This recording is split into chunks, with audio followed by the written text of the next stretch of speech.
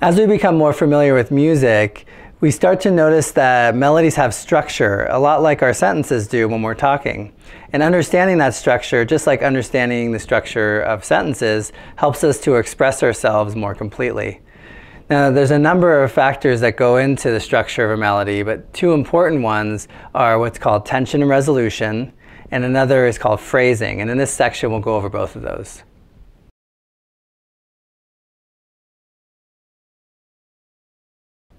A really fascinating phenomenon that occurs in music is what we call tension and resolution. And tension is the feeling of motion, while resolution is the feeling of stillness or completeness. So the best way to describe it is to really just show it. So here's tension.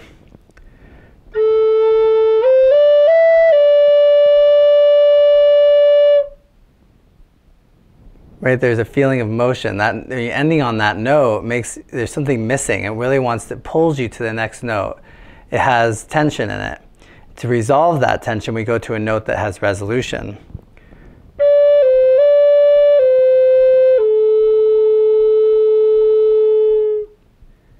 We feel still, right? There's like a feeling of completeness, of stillness, of finality. So that's resolution. Now, one interesting aspect of tension and resolution is it's not a quality of a specific note.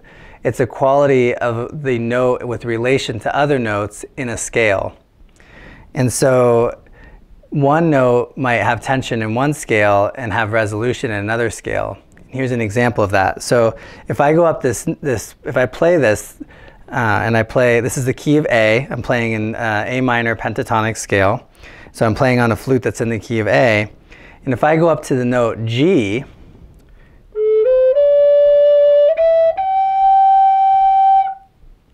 there's tension there. So within the scale of A, on a pentatonic flute, you have tension in the note G. Now, if I switch to a G flute, right, and I play the same melody,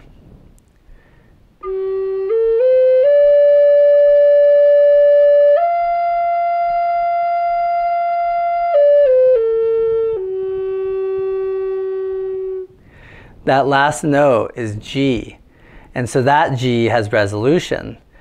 So it's a relationship between the notes that creates the tension and resolution. It's not the note itself. Now, the amount of tension that notes hold will differ according to the scale you're playing in.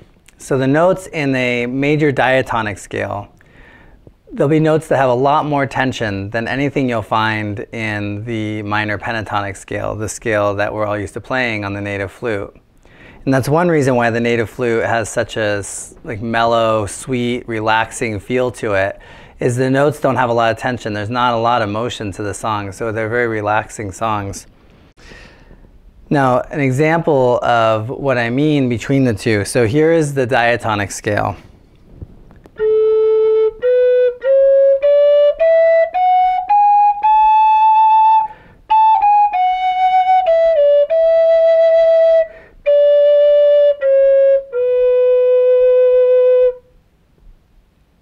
That note right there has a lot of tension in it. There aren't any notes in the pentatonic scale that have that much pull. It really wants to go to that next note. If you stop there, it's kind of like hurts almost. So then you resolve it.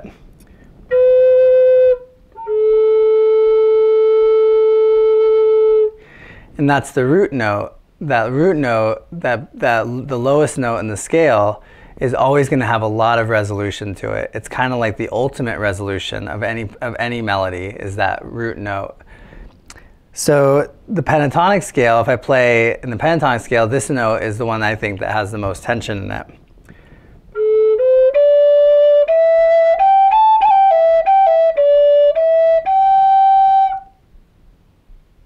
To me, that one has the most tension. There's the other note that has some tension in it is a little further down, but not quite as much tension. It doesn't pull us quite as hard. So different notes are going to have different amounts of tension and resolution in them, one depending on the scale you're playing in, but then also just in relation to each other. Now, this note will have, the third note up, it can kind of go either way sometimes, depending on the notes that lead up to it.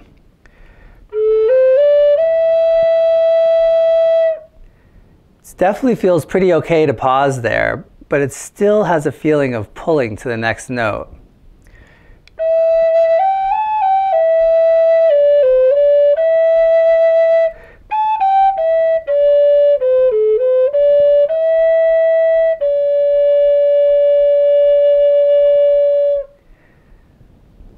So you can almost end there. It kind of feels like you still want something more, but you could almost pull it off, or you could almost end there. So that note is kind of like in between, where it depends on what notes lead up to it, is whether it has resolution or it has tension in it. So understanding this will help you create melodies that express yourself musically the way you want to. Some of them will pull you forward. You can have motion, what pulls you forward, creates a lot of pulling and feeling and motion in the song. And then you can create other points where there's a pausing or a reflection or a finality. If you go down to that root note, that always has that finality to it. So I think this will really help you create more dynamic and more interesting melodies and be able to express yourself musically more completely.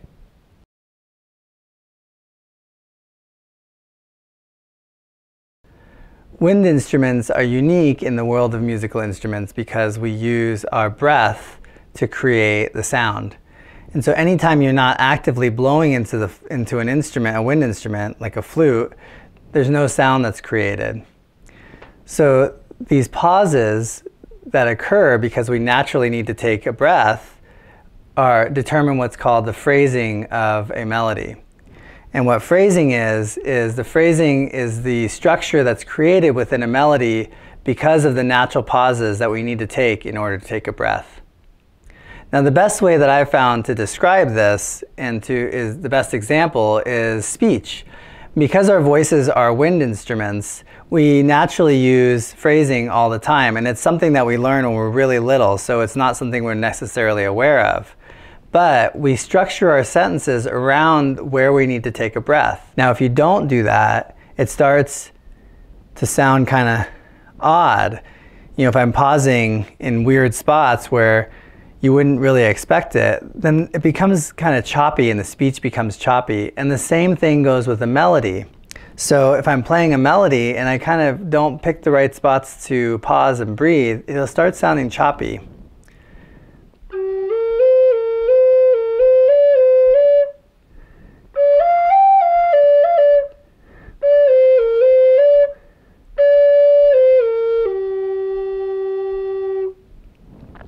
Kind of has a choppy feel, where if I pick better spots and I naturally find those spots of pausing,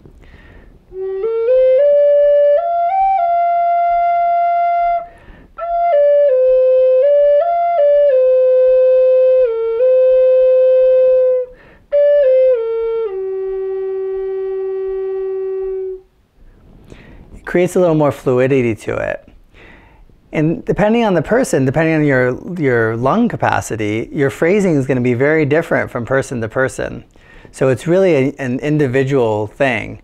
In general, once we've learned the basic mechanics of playing a flute and we go on to start learning how to create melodies, we innately take the phrasing from our speech and add it into our melodies. So it's something that we're doing innately.